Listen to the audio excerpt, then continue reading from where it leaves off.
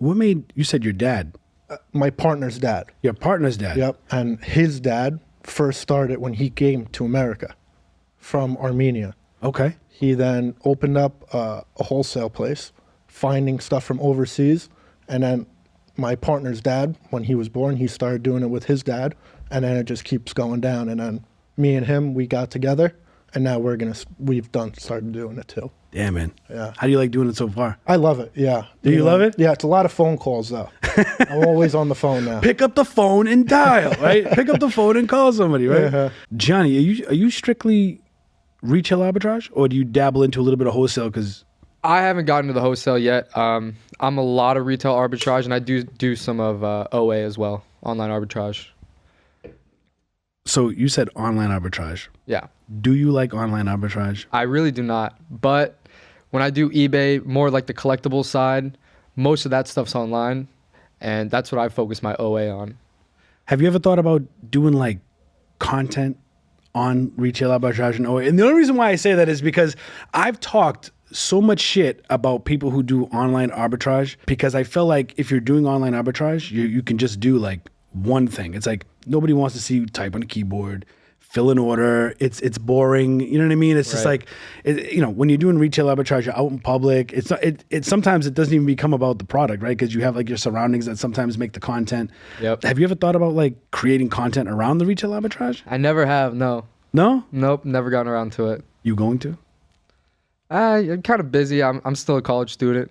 I'm a junior this year, so I got 1 year left of college. So, I mean, potentially when I have some more free time, could be a possibility. Both of you go to FAU, right? Correct. Yep. So FAU, Florida Atlantic University, for those that don't know. If you're selling on Amazon, this is just a totally curious question for me. If you're selling on Amazon, how do you have time to go to school and sell on Amazon? If you're doing wholesale in a warehouse, right? Yep. Because I feel like there's so many people out there that are going to school. I find a lot of college kids are selling on Amazon and doing all this stuff. How do you find the time to run your business and go to school and maintain like, the integrity of grades and all that other stuff? So it was hard at first. I've been selling since I was 8 years old. Once I got to college, I found that lack of time to start selling.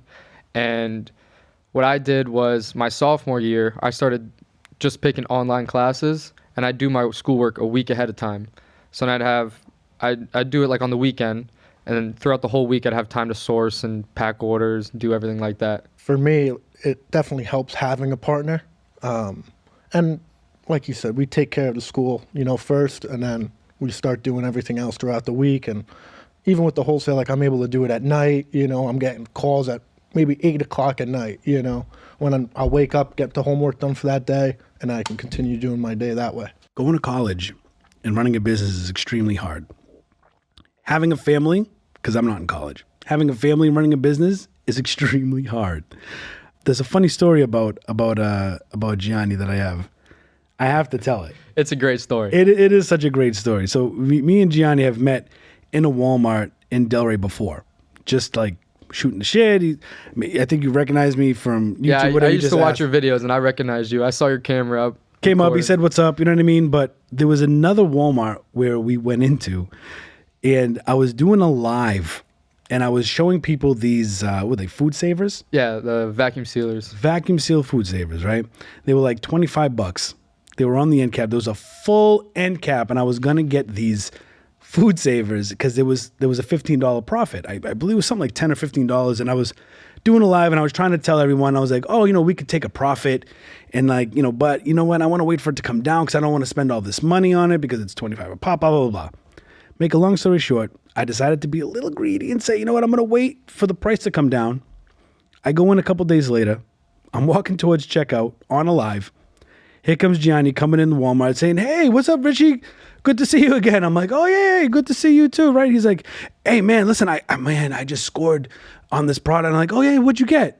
He's like, I just got these food processors, these like vacuum sealed food processors. And I'm like, no shit, right? Because the end cap was gone when I had gone into it. And I'm like, oh, yeah, how many did you get? He's like, dude, I cleaned out the whole end cap. And I was like, oh, nice, cool. You know what I mean? I turned around, I was like, this mother. I was like, he took them all, bro. He took them all, man. And it was just like a lesson to be learned there, which was, if you can get a profit, take it. don't wait for it to drop lower, or else somebody else is going to scoop that up. How long did it take for you to sell all those vacuum seals? I think I got maybe 45 units. Probably took me 8 days to sell out.